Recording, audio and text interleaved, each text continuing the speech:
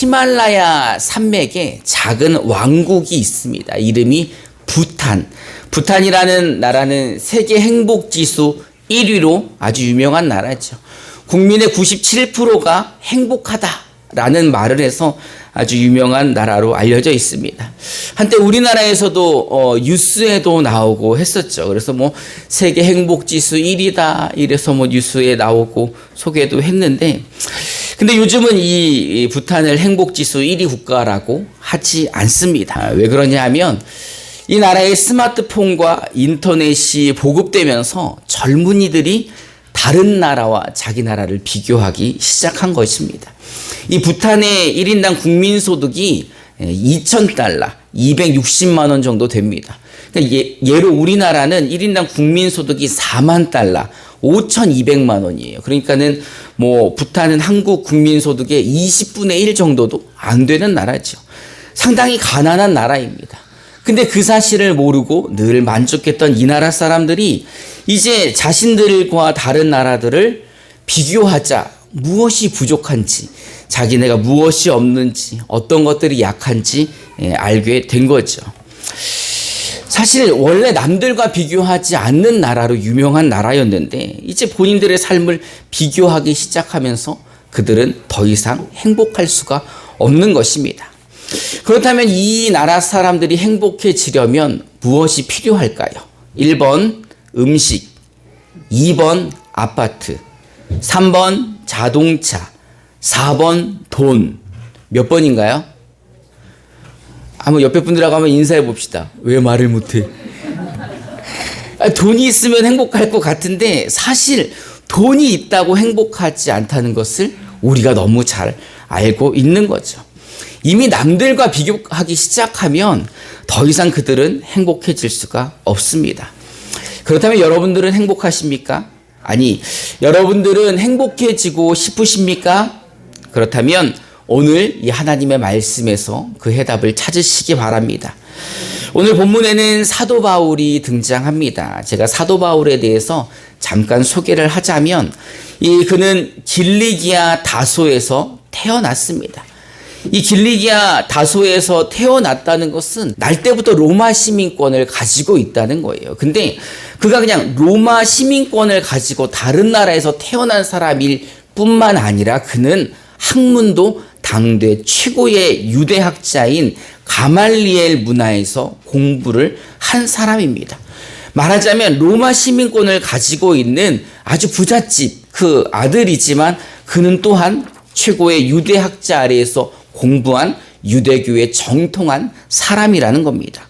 그러니 그는 아브라함의 씨에서 난 베냐민 집파 출신으로 그는 순수한 히브리 사람이라는 거죠. 그는 태어날 때 8일 만에 할례를 한 사람입니다. 그러니 유대 전통에도 정통한 사람입니다. 그리고 그는 부활하신 예수님을 만나 변화가 되죠. 그리고 그는 그리스도의 사도로서 전 세계에 복음을 전하는 사도입니다. 그러니 얼마나 부족함이 없습니까? 유대인으로 봐서도 완벽한 사람이고 그리스도인으로 봐서도 완벽한 사람입니다. 근데 오늘 본문을 보면 사도 바울이 조금 난해한 말씀을 하십니다. 우리 고린도후서 12장 7절을 우리말 성경으로, 아니 개역 개정으로 한번 읽어봅시다. 시작. 여러분의 지혜를 받은 것이 지극히으로 너무 자만하지 않게 하시려고 내 육체의 가시 곧 사랑하는 자를 주셨으니 이는 나를 쳐서 너무 자만하지 않게 하였습니다. 이 계시라는 것은요, 감추어진 것을 드러내어 명확하게 밝히는 것을 말합니다.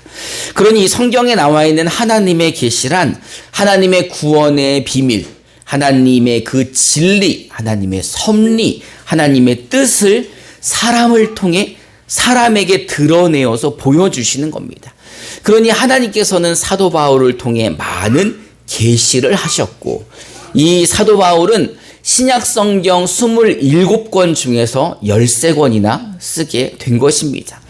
말하자면 하나님은 그 감추어진 진리, 그 구원을 이 바울을 통해 드러내 주셨다는 거죠. 그러니 얼마나 존귀하고 대단한 사람입니까? 그런데 이런 사람에게 하나님이 자만하지 말라고 육체의 가시를 주셨다는 거예요. 육체의 가시가 무엇인가? 이 바울의 육체의 가시에 대해서는 많은 신학자들의 해석들이 있습니다.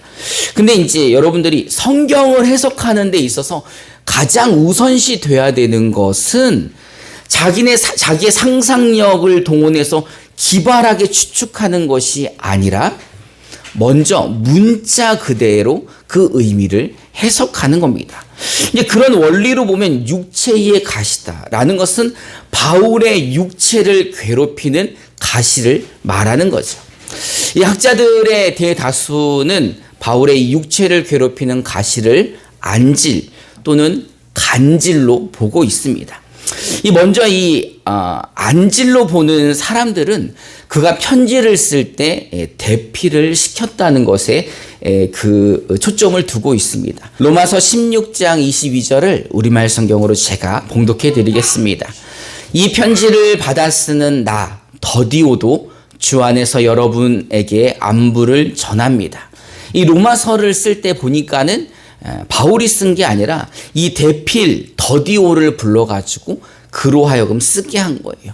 그러니 이 안질이 있어서 그가 이 대필을 불러서 그 부르는 대로 쓰게 한 거죠. 그래서 이 안질이 그의 육체의 가시일 것이다 라고 생각을 하는 겁니다.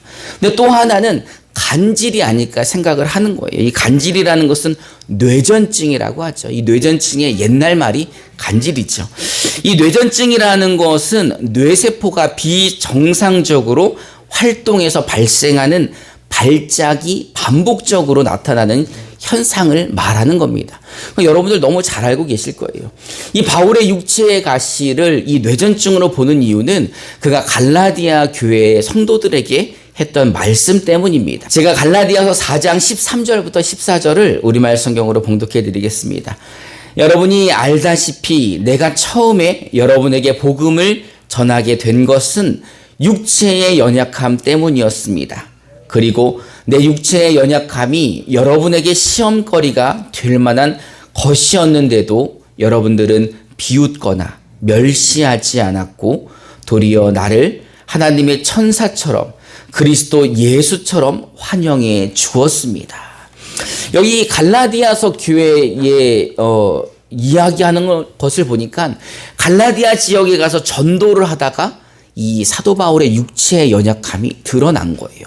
근데 그 육체의 연약함이 무엇인지에 대해서는 나와 있지 않지만 그 육체의 연약함이 분명히 성도들에게는 시험거리가 될 만한 것이고 그들이 멸시할 만한 것이고 또 그들이 비웃을 수 있는 것이었다는 거죠. 그러니 이것을 봤을 때 안질은 아니었을 것이다라는 생각을 하는 거예요. 그래서 뇌전증이 아닌가라는 생각을 하고 그렇게 보는 것입니다. 그래서 바울은 이 비웃음거리인 육체의 가시를 사탄의 사자라고까지 표현을 합니다. 그러니까 얼마나 따갑고 아프면 그것을 사탄의 사자라고 했겠습니까? 이 뇌전증이 복음을 전하는데 와가지고 그냥 자기도 모르게 몸이 경련이 일어나고 그 쓰러져서 거품을 울면 얼마나 부끄럽고 얼마나 무시를 당했겠습니까? 예수 믿지 않은 사람들은 손가락질 했을 거 아니에요. 아니 사람을 고치고 병도 낫게 하는 바울이 자기 병은 못 고치니 그 뭐 믿으나 마나지 이런 소리를 했겠죠. 그러니 사실 바울도 이 육체의 가시가 그에게는 아픔이었습니다. 여러분 가시에 박혀 보신 적 있으십니까? 다 있으시겠죠. 근데 가시에 박히면 뭐예요? 이게 바늘 가지고 와가지고 빼거나 아니면 그 지갑에서 카드 빼가지고 이렇게 카드로 밀어보고 해보셨죠? 우리 집도 카드로 이렇게 잘 미는데 제가 한 번은 이 가시에 크게 찔렸어요. 그래서 그 가시가 손에 박힌 거예요.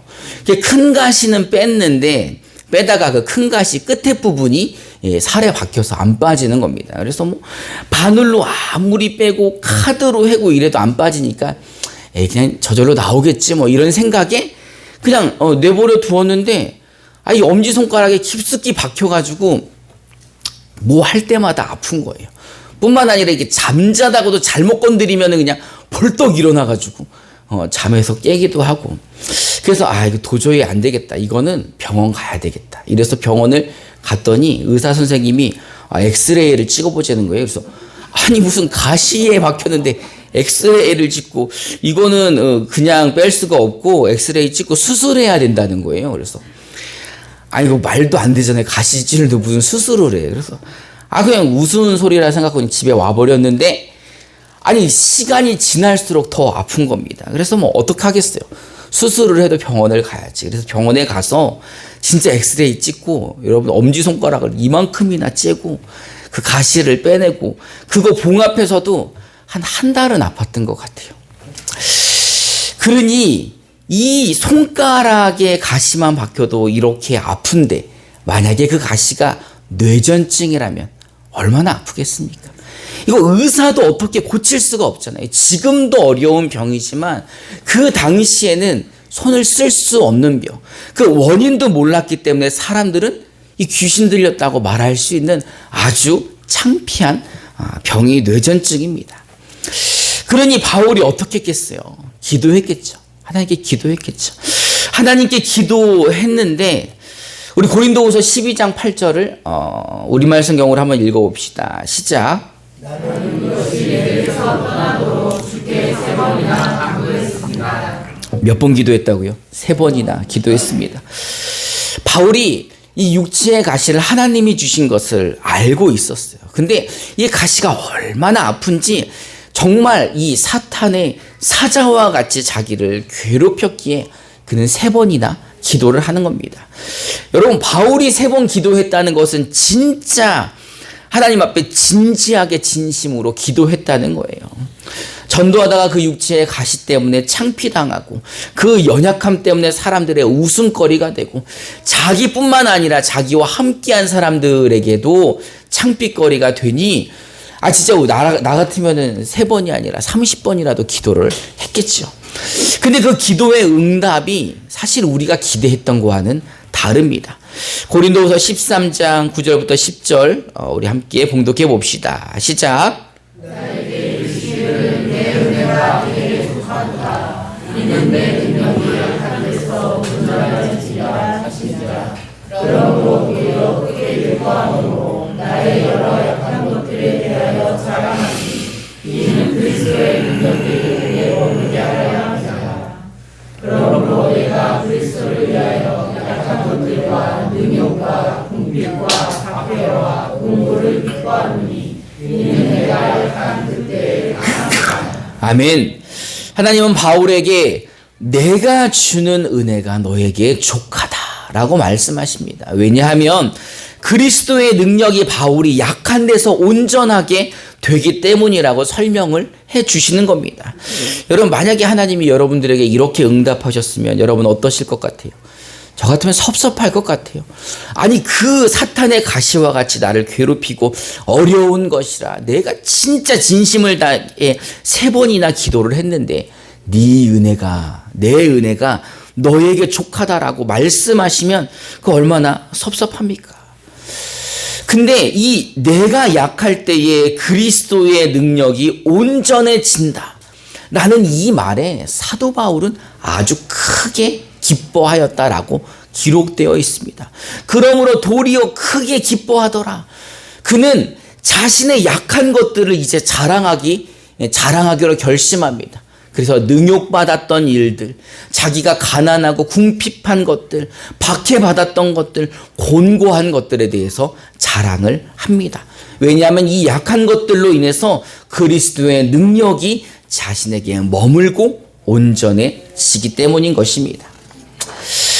사도 바울은 예수님에 대하여 진심인 사람입니다.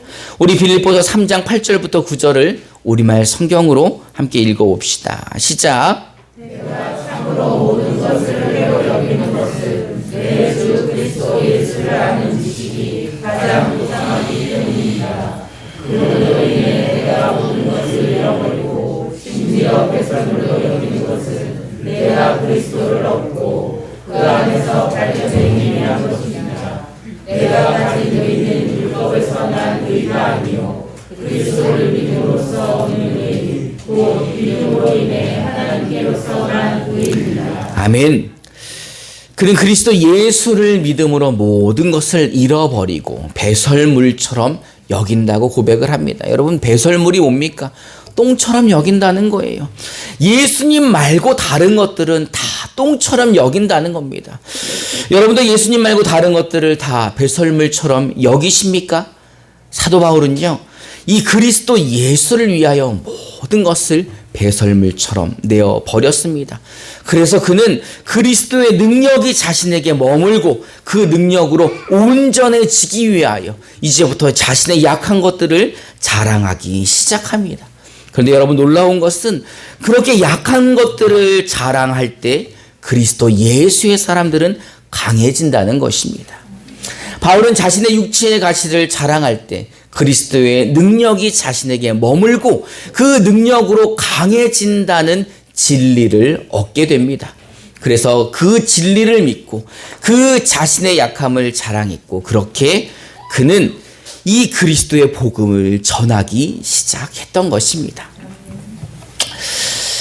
바울은 사람들이 자신을 모욕하고 무시하는 것들을 자랑하였습니다. 그는 자신의 부족함과 자기가 가난한 것을 부끄러워하지 않았습니다. 그리고 그런 것들을 자랑했습니다. 왜냐하면 그 약한 것을 자랑할 때, 그것들을 기뻐할 때 그것이 바로 그리스도의 능력으로 자신을 강하게 했기 때문입니다. 여러분, 이제 우리도 우리의 연약한 육체의 가시를 부끄러워하지 마시기 바랍니다. 우리는 약할 때 강해지는 그리스도의 사람들입니다. 그러니 우리의 부족하고 연약하고 부끄러운 것들을 숨기지 마시고 창피해하지 마시고 채우고 덮으려고 하지 마시고 그 약함을 자랑합시다. 그 약함이 우리의 강함입니다. 여러분, 믿으십니까? 우리가 약하기에 주께서 우리를 강하게 해주십니다. 이제 우리는 약하고 부족하나 그 연약함을 자랑함으로 내 안에 그리스도의 능력이 드러나길, 그리고 그 능력으로 세상을 넉넉히 이기시기를 주님의 이름으로 축원합니다. 이 시간 우리 약할 때 강함 되시네 라는 찬양으로 우리 결단하고 기도하겠습니다.